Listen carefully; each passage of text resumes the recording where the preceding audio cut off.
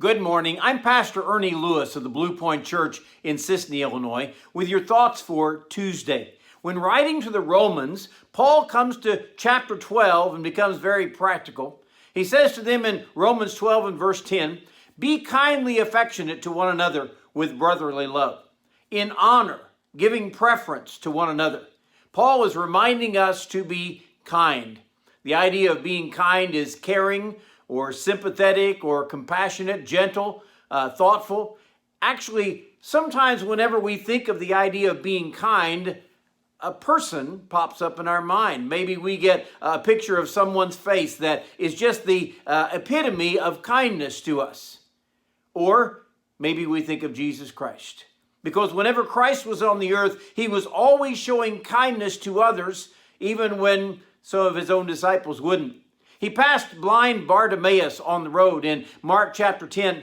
And one of the pictures is that all of his disciples are saying, "You need to be quiet. Don't be crying out to Jesus here. There's a parade going on. Don't bother him."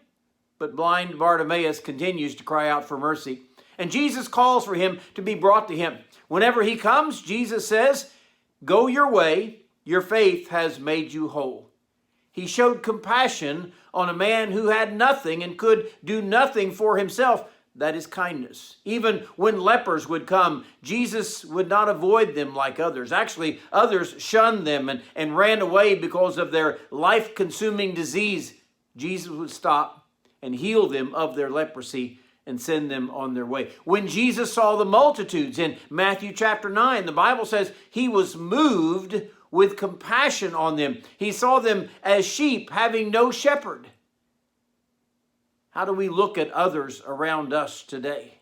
The multitudes that we see. Sometimes we see them as somebody wanting the things that we have. Or maybe we see them as troublemakers trying to stir up something at a moment's notice. When we look at the crowds and we look at the world, do we have compassion as Jesus does? Paul says, "Be kindly affectionate." Now, affectionate means demonstrating that warm love that we have for others. Of course, this is a command that we're given within the church and its members, but it's also the way that we should show our love to the world.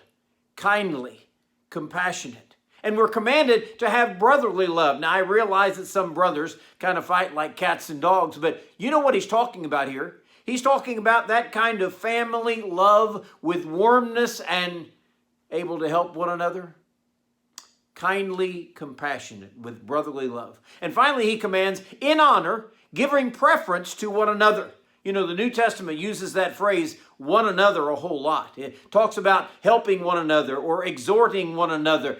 Here he's talking about being kindly affectionate, but he says preferring one another.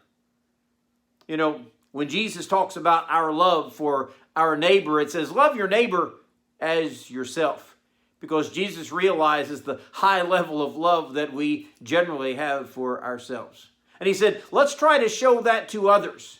Here he goes even one step further than that. He said, let's love our neighbor with a preference over ourselves. Wow. Talk about a high level of love and compassion and kindness here. And Paul says that is what we should do every day to those around us, because Christ first loved us.